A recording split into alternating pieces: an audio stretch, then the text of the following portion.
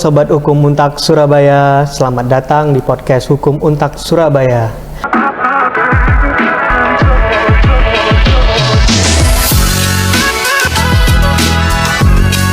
Kembali lagi di ruang diskusi seputar dunia, kampus, ataupun isu hukum dan lainnya. Saya Alfa yang akan menemani kalian pada podcast pagi hari ini. Nah, kali ini kita akan membahas tema yang menarik, yaitu sarjana hukum bisa jadi apa aja sih? Nah, tidak berlama-lama lagi, saya bersama Mas Richard dari mana, Mas? Boleh dijelaskan mungkin? Ya, jadi saya Richard dari alumni Fakultas Hukum Untak Angkatan 2016. Oh. Nah, saat ini saya bekerja sebagai advokat, gitu Mas Alfa. Oh iya, Mas. Kalau boleh tahu kerja di kantor advokat mana ya, Mas? Nah, saya sekarang kebetulan ya sudah buka kantor hukum sendiri ya, namanya Ras Law Office. Nah, di situ di dalamnya terdiri dari beberapa partner ya, yang juga advokat juga di situ. Dan yang pasti di dalamnya ada alumni Fakultas Hukum Untak juga. Oh, gitu. Keren berarti ya, Mas. Nah, kali ini kan tema kita kan sarjana hukum bisa jadi apa aja sih, Mas? Oke. Nah, mungkin Mas Richard bisa menjelaskan sarjana hukum itu bisa jadi apa aja sih, Mas? Nah, kalau pertanyaannya sarjana hukum bisa jadi apa saja, jawabannya banyak. Nah, sobat hukum mesti ngerti ketika nanti sudah lulus ya, apa saja nih kerjaan-kerjaan yang menjadi peluang kan gitu. Dalam artian yang linear dengan keilmuannya di bidang hukum. Karena banyak juga yang sudah lulus berdagang, tidak ada linearnya dengan ilmu. Tapi mungkin di sini saya akan jelaskan yang berkaitan saja ya, Mas Alfa ya. Iya, Mas, boleh, Mas. Dan begitupun juga supaya saya juga bisa kasih gambaran ke sobat hukum nih, ya kan. Jadi teman-teman beruntung lah kita ini sebagai mahasiswa hukum ya. Begitupun juga beruntung pula saya juga sebagai sarjana hukum. Karena apa? Peluang pekerjaannya itu banyak, sangat luas sekali. Sekarang saya tanya, aspek hukum mana yang kemudian, aspek kehidupan mana yang kemudian tidak ada kaitannya dengan hukum? Menurut Mas Alfa ada nggak? Tidak ada, semua berkaitan. Sejak lahir ya kan, iya, kita benar, harus berkaitan dengan hukum ya kan, ada akte kelahiran dan sampai mati pun juga berkaitan dengan hukum. Sehingga di semua aspek kehidupan itu ada kaitannya dengan hukum. Nah, profesi yang berkaitan ini yang favorit ya. Kita ngomong yang paling favorit dulu deh. Ya kan, ada hakim. Ya kan. Udah pasti itu sarjana hukum ya. Ada jaksa ya kan, kejaksaan itu ya. Yang ketiga ada advokat atau pengacara. Dan yang keempat ada notaris. Notaris, nah, benar, Mas. ini masih sebagian, Mas Alfa. Gitu. Ini masih sebagian, ada juga yang lain-lain gitu. Nah, kalau boleh tahu pengalaman Mas paling unik selama kuliah di Fakultas Hukum itu seperti apa, Mas? Pengalaman paling unik ya? Iya, gitu, Mas. Pengalaman paling unik adalah kesempatan saya waktu itu pada saat sudah menginjak semester 5 ya kan? Semester 5 di mana saya sudah menentukan tujuan saya, yaitu ingin menjadi seorang pengacara. Tapi uniknya ya, waktu itu di Fakultas Hukum itu belum ada wadah untuk melatih kita sebagai mahasiswa bersiap diri untuk menjadi pengacara. Wadahnya adalah komunitas peradilan semu.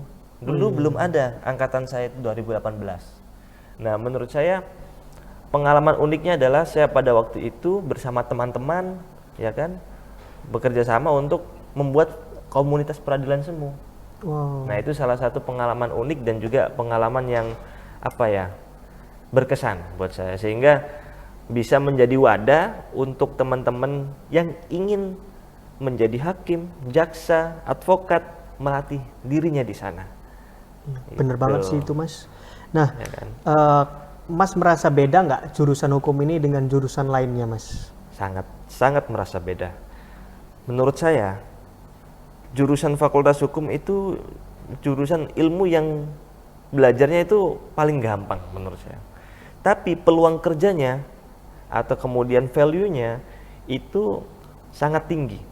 Bahkan ketika saya baru merasakan ketika saya masuk sebagai legal officer. Nah, pernah dengar istilah legal officer? Belum Mas pernah Alfa? itu Mas. Belum pernah? Iya, belum pernah Mas. Jadi sobat hukum mungkin juga harus tahu, selain 4 profesi yang favorit tadi, ada juga profesi hukum yang namanya legal officer. Nah, dari bahasanya mungkin teman-teman sudah tahu pastinya bahwa legal officer itu profesi hukum di bagian perusahaan atau bidang hukum dalam perusahaan.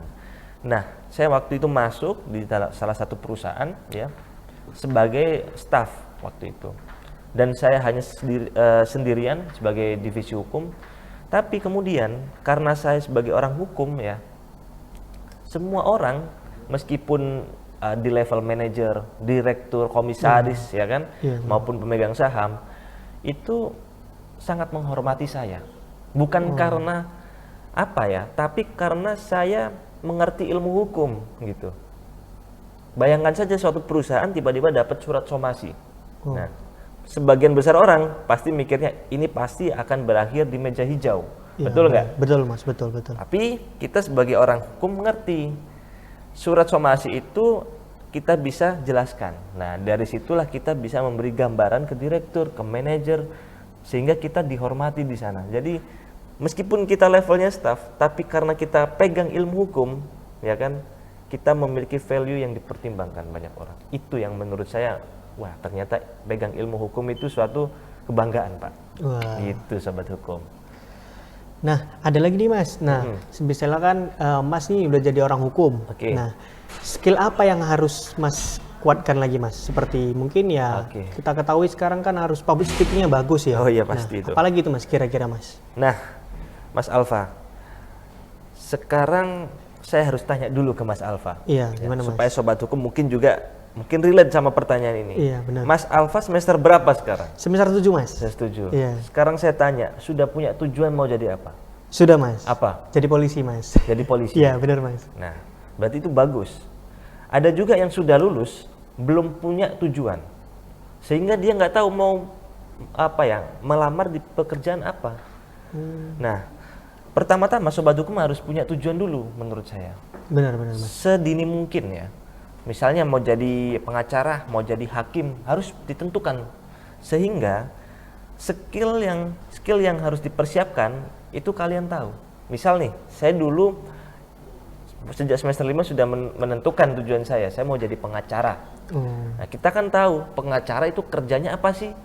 Nulis surat ya kan, nulis gugatan ya kan. Terus kemudian kita melakukan pembelaan secara lisan ketika mungkin dalam kepolisian, mungkin di dalam persidangan. Ya kan. Iya. Jadi skill yang dibutuhkan pengacara itu selain pengetahuan tentang ilmu hukumnya, tapi mereka juga harus tahu caranya bagaimana menyusun drafting ya kan. Drafting ya, benar Mas. Bagaimana menulis, itu poin nomor 1. Yang kedua adalah public speaking atau kemampuan komunikasi Mas Alfa. Betul. Jadi apa sih skill yang dibutuhkan ketika kita nanti akan masuk ke dalam dunia kerja? Yang pasti adalah soft skill. Benar. Soft skill itu apa? Kira-kira soft skill itu pelajaran atau ilmu yang tidak dipelajari dalam kelas. Benar Mas. Seperti bagaimana kemampuan kita beradaptasi ketika masuk ke dalam suatu lingkungan yang baru, ya kan? Benar, Mas. Bagaimana kita menjalin suatu komunikasi, ya kan? Kadang komunikasi itu tidak hanya sekedar kita harus pintar ngomong, bukan, tapi berkaitan juga dengan mental. Benar. Kadang kita mau ngobrol sama pimpinan, mental kita nggak siap. Kita tahu ilmunya tapi mentalnya nggak siap, apa yang kita sampaikan jadi gugup, jadi salah, atau mungkin tidak tersampaikan semua. Jadi yang paling penting adalah soft skill ya teman-teman. Bahkan kalau saya bisa bilang ketika kalian masuk ke dunia kerja ya, soft skill itu harus nomor 1. Nomor 2 itu jadi ilmu yang kalian pelajari sehari-hari di fakultas. Ya gitu. benar. Nah, sobat hukum, tadi kan kita mendengarkan dari ulasan Mas Richard nih. Nah, saya mau tanya lagi nih dengan Mas Richard. Ya. Apakah advokat ini cita-cita Mas dari kecil atau bagaimana Mas? Ya, ini pertanyaan yang sebenarnya saya bisa jelaskan panjang lebar nih, tapi singkat aja ya teman-teman. Jadi saya sebenarnya tidak ada mimpi untuk menjadi seorang pengacara. awalnya Benar, pada iya, sejak benar. SMA. Tapi setelah saya mengalami suatu peristiwa di mana saya tidak mendapatkan keadilan pada waktu kejadian saya mengalami kecelakaan lalu lintas. Saya di bawah umur waktu itu. Terus kemudian saya nabrak anak kecil lah istilah kata ya. Terus diperiksa di dalam kepolisian. Nah, saya waktu itu diperiksa dari jam 12 siang, jam pulang sekolah, sampai jam 10 malam. Ya. Wow. Setelah saya tahu bahwa itu melanggar aturan, itu melanggar undang-undang. Nah, dari situlah saya tumbuh ingin menjadi orang yang bisa menegakkan keadilan bagi orang-orang yang terzolimi, orang-orang yang mungkin tidak punya akses terhadap keadilan. Saya ingin masuk ke sana. Akhirnya saya mikir, hal yang paling fleksibel untuk mencapai suatu keadilan adalah menjadi seorang pengacara. Karena apa? Karena dengan saya menjadi pengacara ya, saya bisa menolong teman-teman yang ada di dekat saya ketika dia sedang ada masalah. Ada masalah, benar. Ya kan? Kalau saya jadi hakim, saya nggak bisa bantu karena saya mungkin dinas di luar pulau. Kalau saya jadi jaksa mungkin sama juga. Ketika saya dinas di luar kota, saya nggak bisa bantu. Ya kan? Tapi kalau saya sebagai pengacara, mau kasusnya dimanapun, saya bisa datang, saya bisa bantu, ya kan? Iya, betul. Jadi betul, Mas. pengacara itu salah satu kelebihannya punya tingkat fleksibilitas paling tinggi di antara profesi yang lain. Profesi Bahkan yang lain, notaris pun ya teman-teman, sobat hukum nih, notaris itu ruang lingkup kerjanya sangat terbatas. Iya, benar. Nah, hanya satu profesi ini yang memiliki tingkat fleksibilitas paling tinggi. Mau bela di perkara di Kalimantan bisa, di Surabaya bisa, di Madura bisa, gitu. Sehingga kita dalam hal untuk menegakkan keadilan lebih fleksibel, begitu Mas Alfa. Pernah nggak sih Mas punya temen gitu? Nah, tapi dia nggak masuk profesi semisal kayak advokat ataupun jaksa. Oke. Ada nggak Mas seperti itu Mas? Nah, kalau soal teman yang tidak masuk di profesi yang saya sebutkan tadi, ada juga, tapi ada juga yang masuk ke dalam kategori profesi hukum ya. Profesi hukum itu banyak teman-teman. Jadi ketika jadi staf ahli hukum di dalam pemerintahan itu juga profesi hukum. Dosen juga profesi hukum. Benar. Kemudian apalagi legal officer profesi hukum. Ya, Terus habis itu yang saya tahu panitra juga profesi hukum. Tapi ada juga yang teman-teman karena mungkin dia merasa aku belum dapat kesempatan nih untuk bisa kerja di profesi hukum sehingga oke, aku kerja jadi misalnya ya, jadi pedagang misalnya, jadi pengusaha ada itu. Tapi kebanyakan yang belum dapat kesempatan jadi profesi hukum, makanya dia intinya kerja yang bisa ngasilin uang dulu. Oh iya, benar Mas. Gitu. Iya. Tapi pasti hampir 80% sarjana hukum ingin menjadi profesi hukum. Hukum, benar Gitu. sekali Mas. Iya. Nah, kalau boleh tahu apakah di perusahaan-perusahaan itu kita sebagai sarjana hukum bisa masuk Mas? Perusahaan. Iya, perusahaan seperti kayak ya Sinarmas atau yang lainnya Mas. Iya. Nah, itulah salah satu juga keunggulan sarjana hukum ya. Sarjana hukum itu fleksibel. Semua benar. aspek kehidupan, aspek bisnis kita sangat dibutuhkan. Sangat dibutuhkan. Kalau pertanyaan Mas Alfa tadi apakah bisa? Bukan apakah bisa lagi. Pasti bisa banget. Mereka kayaknya. yang butuh kita. Oh, wah. Gitu. Perusahaan itu yang butuh kita. Iya, Gitu. benar. Mana tahu direkturnya ketika dia mau tanda tangan jual beli dengan nominal transaksi miliaran ya misalnya. Hanya dibuat secara lisan misalnya. Apa boleh buat nanti ujung transaksinya seperti apa? Nah, kita ini sebagai sarjana hukum kan pernah diajarin ya kan ilmu membuat perjanjian bisnis. Iya, perjanjian. Nah, orang-orang seperti pengusaha besar itu pasti butuh kita. Butuh profesi kita sehingga itulah makanya kenapa saya bisa bilang di awal tadi, banggalah teman-teman menjadi sarjana hukum. Karena profesi hukum di sana sangat membutuhkan kita. Itu seperti profesi direktur, pengusaha dan lain sebagainya sangat membutuhkan kita sehingga peluangnya besar sebenarnya. Besar, ya. Cuman lagi-lagi nih, persaingannya juga ketat. Jumlah lowongan pekerjaannya juga bertumbuh, tapi pertumbuhan sarjana hukum jauh lebih besar. Besar, ya. Sehingga saingannya adalah ya saingan sama-sama sarjana hukum. Nah, itu nanti menjadi tantangan bagaimana bisa bersaing supaya dapat pekerjaan. Gitu. Kira-kira saya tanya ke Mas Alfa, apa yang dipersiapkan nanti sebelum bersaing dalam dunia kerja? Udah punya gambaran belum Mas Alfa? Punya Mas, pastinya kayak keterampilan, terus public speaking, kerajinan, terus ya perilaku mungkin juga Mas. Nah, itu, atau tanggung jawab yang besar. Nah, itu kan pasti sangat perlu dibutuhkan dalam dunia kerja. Betul. Tapi ada yang lebih penting Mas Alfa. Apa itu Mas? Di dunia kerja itu sekarang dia pasti memikirkan yang konkret-konkret saja. Jadi melihat sesuatu kandidat ya, itu tidak cukup dengan melihat, oh ini pintar ngomong nih, bagus nih komunikasi. Nggak cukup di situ.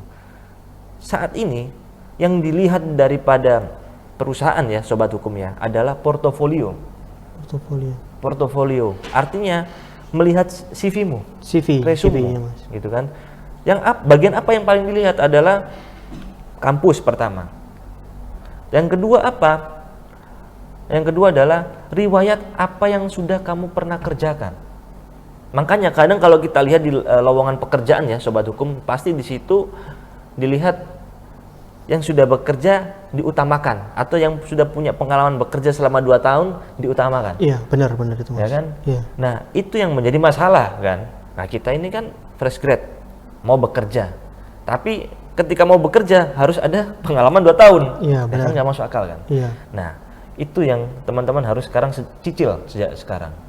Caranya apa? Supaya punya pengalaman bekerja ya. Caranya adalah ya kerja gratis. Apa maksudnya kerja gratis?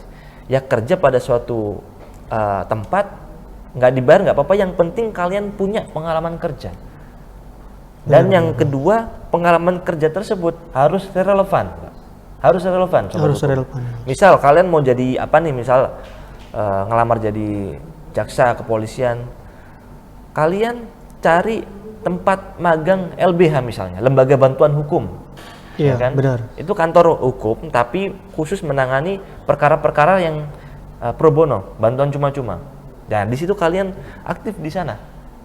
Nangani perkara narkotika, penipuan, nggak masalah, nggak dibayar, yang penting kalian punya portofolio. Pengalaman. Nah, itu sobat hukum harus apa ya? Dicicil sejak sekarang.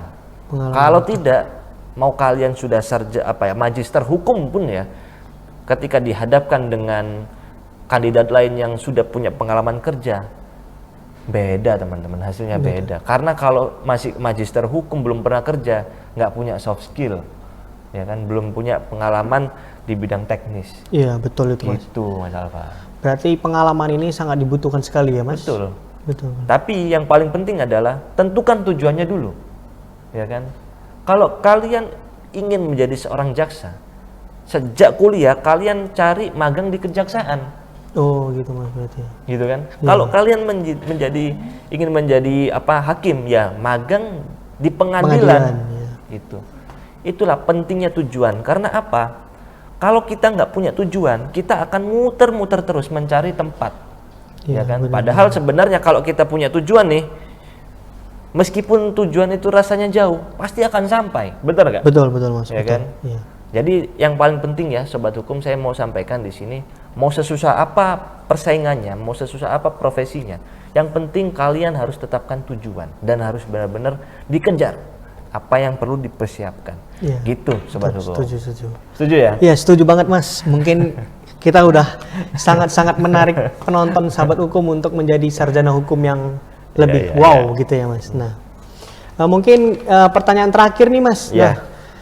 Di luar profesi advokat, apakah Mas mempunyai pekerjaan lain Mas?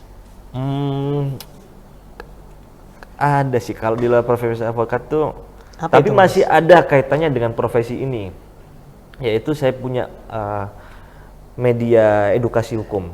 Tapi media edukasi hukum ini juga profit gitu. Jadi intinya media yang saya buat ini namanya Legal Officer Training.id. Jadi di situ isinya webinar yang membahas tentang bagaimana melatih para job seeker untuk bisa mencapai tujuannya sebagai legal officer. Nah, itu sih sampingan saya. Tapi kenapa saya memilih itu? Saya ingin tetap fokus di bidang saya. Saya penganut prinsip bahwa kalau punya suatu keinginan nggak boleh banyak-banyak. Keinginan tuh kalau bisa satu dulu. Misal kita ingin menjadi seorang pengacara, ya saya ingin menjadi seorang pengacara yang hebat.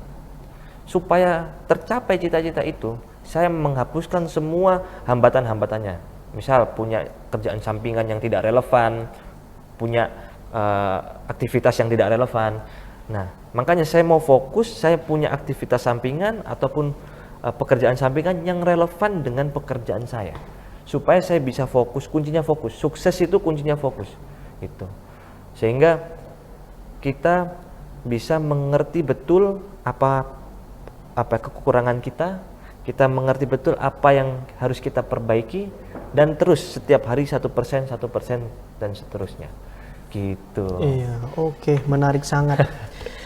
Oh, mungkin itu aja sih Mas yang akan saya tanyakan di podcast pada hari Ya. ini. Nah, Sobat Hukum mungkin sudah mendengarkan cerita dari Mas Richard tentang sarjana hukum itu bisa jadi apa aja sih? Nah, banyak, tidak hanya jadi hakim, advokat, ataupun notaris. Mungkin bisa jadi di perusahaan-perusahaan ataupun berkaitan dengan hukum lainnya. Nah, mungkin podcast pada pagi hari ini sampai situ aja Mas. Terima Baik. kasih banyak Mas Ya, Richard. sama-sama, Semoga sudah ini diundang dapat juga.